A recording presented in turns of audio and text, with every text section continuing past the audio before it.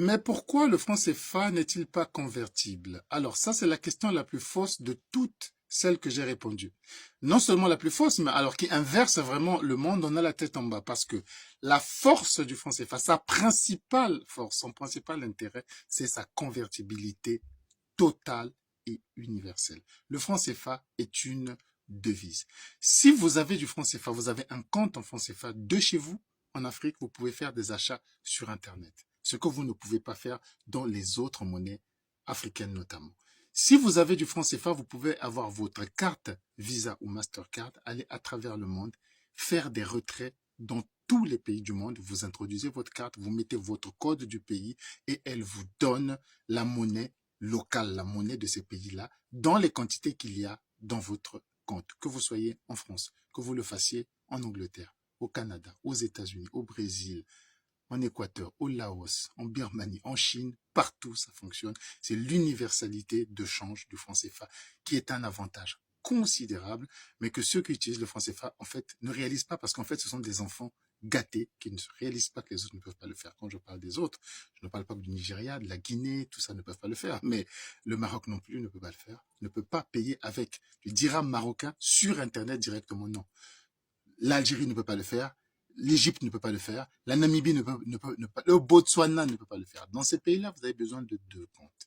Un compte en monnaie locale, un compte en monnaie étrangère, en devise étrangère acceptable et universelle. Ça pourrait être du franc CFA. Mais je vous expliquerai pourquoi le franc CFA ne doit pas circuler dans ces pays-là. Vous pouvez le faire, mais vous ne vous rendez pas compte de l'avantage extraordinaire que vous avez. Pour ce qui est de la circulation des monnaies papier, de la monnaie fiduciaire, de la monnaie visible, des billets de banque, la Banque centrale des États de l'Afrique, la Banque des États d'Afrique centrale était le premier à mettre un stop en 1993. Jusqu'en 1993, vous avez du franc CFA, vous allez à New York. Le premier bureau de change, vous déposez, vous échangez, parce que qui a du franc CFA a du franc français. Automatique. Vous allez vous déposer. En Allemagne, vous le faites. Demandez à vos aînés qui l'ont fait, ils l'ont fait. Mais en 93, on a eu un problème, on a constaté un problème. Nos voisins utilisaient le franc CFA pour faire leurs importations, parce ils sont toujours en crise de devise pour pouvoir importer, alors que nous, on n'est jamais en crise de devise. Qui a du franc CFA a du franc français, donc on importait autant qu'on voulait. Et c'était d'ailleurs un des reproches qu'on faisait au franc français, le fait qu'on n'a pas à souffrir pour avoir des devises, on importait trop. Mais eux, n'en ayant pas, une fois qu'ils ont épuisé leurs devises en dollars, etc., ils profitaient également de plusieurs subterfuges pour pouvoir coopter du franc CFA en papier, en liquide, et pouvoir faire des exportations. Or, nous, on se retrouvait, vous savez, quand vous avez votre argent de votre pays qui se retrouve dans des banques étrangères, votre banque étrangère vous l'oppose. C'est pour ça que je n'arrête pas de vous parler du FMI, qui est le régulateur monétaire mondial, et le FMI leur a garanti que qui a du franc CFA a du franc français. Donc, quand la Banque du Japon recevait du franc CFA 50, 100 milliards de francs CFA, elle peut appeler le lendemain la banque émettrice, que ce soit la BCA ou la BEAC, pour leur dire « Je vous envoie vos 50 milliards de francs CFA et vous m'envoyez immédiatement du franc français. » Ah bon, vous n'avez pas à dire non. Ah, vous n'avez pas à hésiter. Parce que c'est comme ça que c'est conclu. Alors, ces rachats des francs CFA nous coûtaient, en 93, tenez-vous bien, 850 millions de francs français par mois.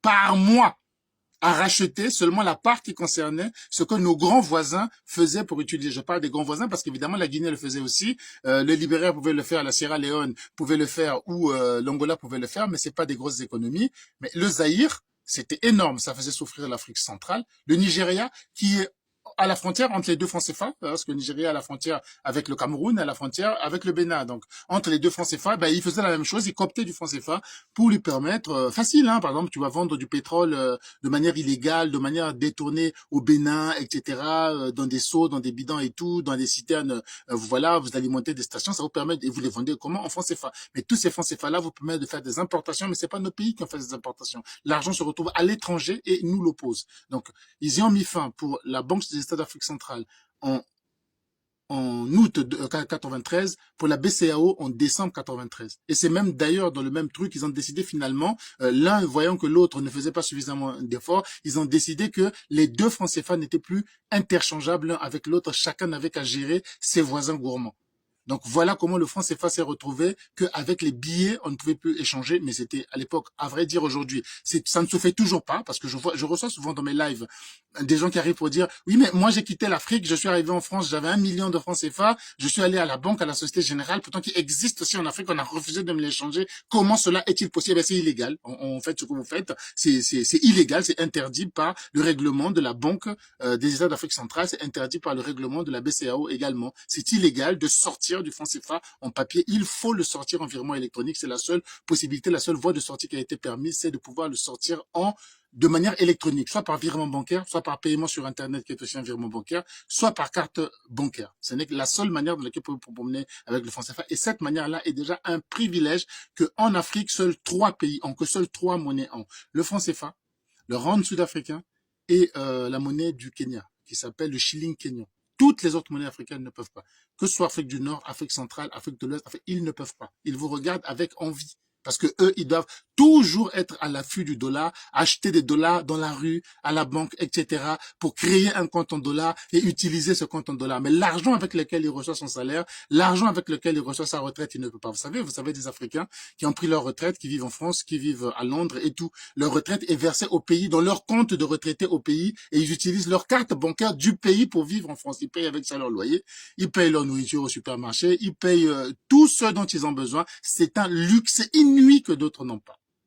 Mais en faisant ce discours, je ne voudrais pas laisser croire que la finalité d'une monnaie ou la bonne monnaie est celle qui s'échange à l'international. C'est comme le franc CFA, c'est totalement faux. Dans le monde entier, il n'y a qu'une vingtaine de monnaies, ça dépend des années. Ça peut monter à 22, ça peut monter à 21. Tapez sur votre Google monnaie convertible dans le monde, c'est tout. Vous verrez la liste.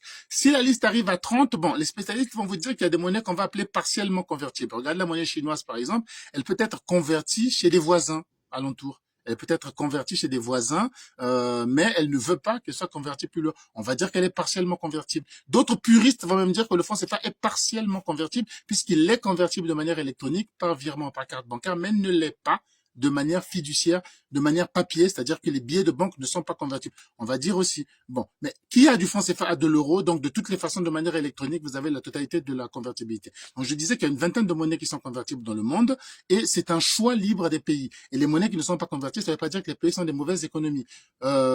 Si je prends les pays des BRICS, je crois qu'il n'y a que le rand sud-africain qui est convertible dans les BRICS, parce que la monnaie chinoise ne l'est pas, la monnaie russe ne l'est pas, la monnaie indienne, la roupie n'est pas du tout convertible universellement. Donc si je prends les BRICS, même dans l'ensemble, les BRICS plus, c'est-à-dire que les 9 jusqu'à l'Arabie Saoudite, etc., ils ne le sont pas.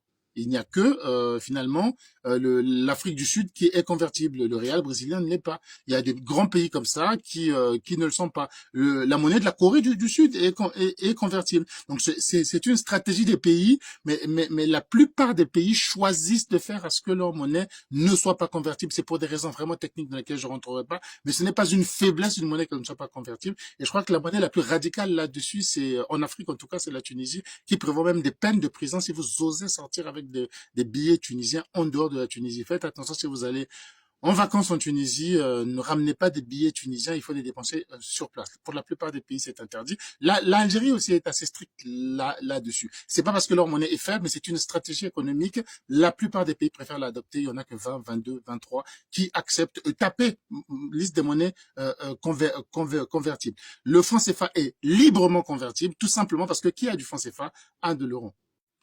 Donc oui, la convertibilité du franc CFA est la grande force du franc CFA. C'est aussi une des faiblesses parce que justement on importe énormément parce qu'on n'a pas de frein à l'importation, on n'a pas à justifier d'avoir des devises. Le franc CFA est une devise. Abonnez-vous, j'ai déjà répondu à d'autres questions, j'en répondrai à d'autres. Vos questions dans les commentaires me permettent de trouver les sujets sur lesquels je vais répondre, mais j'ai décidé d'en finir avec cette histoire du franc CFA. Tout ce que je dis est vérifiable par 2-3 mots-clés sur Internet. Vous avez toutes les réponses. Inutiles de vivre de fantasmes.